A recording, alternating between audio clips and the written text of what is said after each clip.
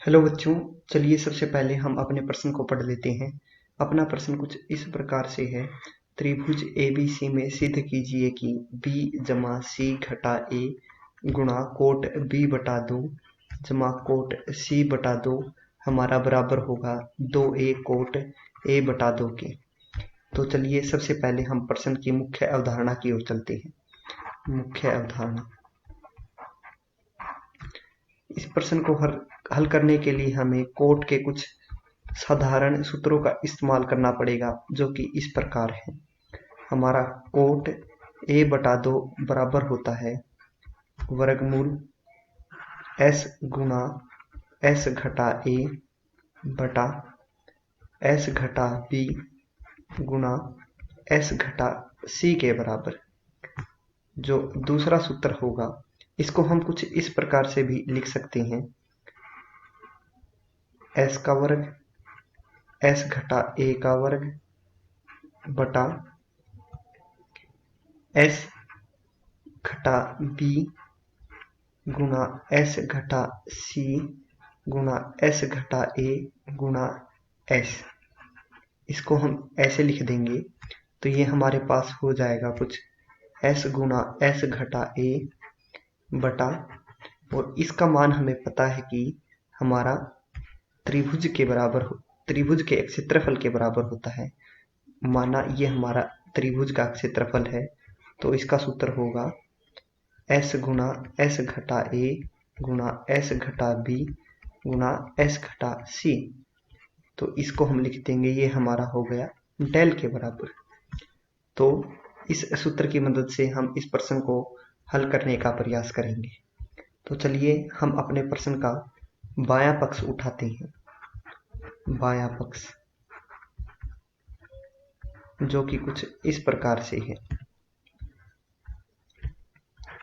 B जमा C घटा A, इसको लिख लेते हैं कोट B बटा 2 जमा कोट C बटा 2, जो कि बराबर हो जाएगा B जमा C घटा A गुणा कोट B बटा 2 हमारा हो जाएगा S गुणा S घटा B बटा डेल जमा, और कोट C बटा 2 हमारा हो जाएगा S गुणा S घटा C बटा डेल। अब हम यहाँ से S और डेल को बाहर निकाल लेंगे, तो ये हमारा हो जाएगा S बटा डेल B जमा C घटा A गुणा S घटा B जमा S घटा C। इसको हल करने पर हमें मिलेगा S बटा डेल 2S घटा B जमा C गुणा B जमा C घटा A। अब हमें पता है कि B जमा C हमारा क्या होगा। हमें पता है कि S बराबर होता है B जमा A जमा C बटा 2 के। यहाँ से हमारा आ जाएगा 2S बराबर होगा A जमा B जमा C के। इसी की मदद से हम इसको हल करने का प्रयास करेंगे। तो हमारे पास है S बटा डेल गुणा 2S घटा B जमा C गुणा B जमा C घटा A, जो कि हो जाएगा S बटा डेल 2S घटा B जमा C हमारा यहाँ से हो जाएगा A के बराबर। हमारा B जमा C घटा A हमारा हो जाएगा 2S घटा A के बराबर। तो इसको हम लिख देंगे 2 गुणा S घटा A, तो ये हो जाएगा 2S घटा A के बराबर।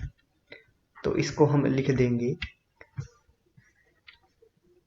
2A S गुणा S घटा A बटा डेल। अब हम जानते हैं कि हमारा S गुणा S घटा A बटा डेल हमारा बराबर होता है कोट A बटा 2 के। जो कि हमने अपनी मुख्य अवधारणा के अंदर लिखा था। तो ये हमारा हो गया कोट a बटा 2। तो यहीं से हमारा जो ये फलन आ गया ये कुछ इस प्रकार से हो जाएगा 2a कोट a बटा 2। अपना बायां पक्ष लेके चले थे और हमने इसको सिद्ध कर दिया कि हमारे दाएं पक्ष के बराबर है। तो इसी से हम कह देंगे कि हमारा बायां पक्ष दाएं पक्ष के बराबर है।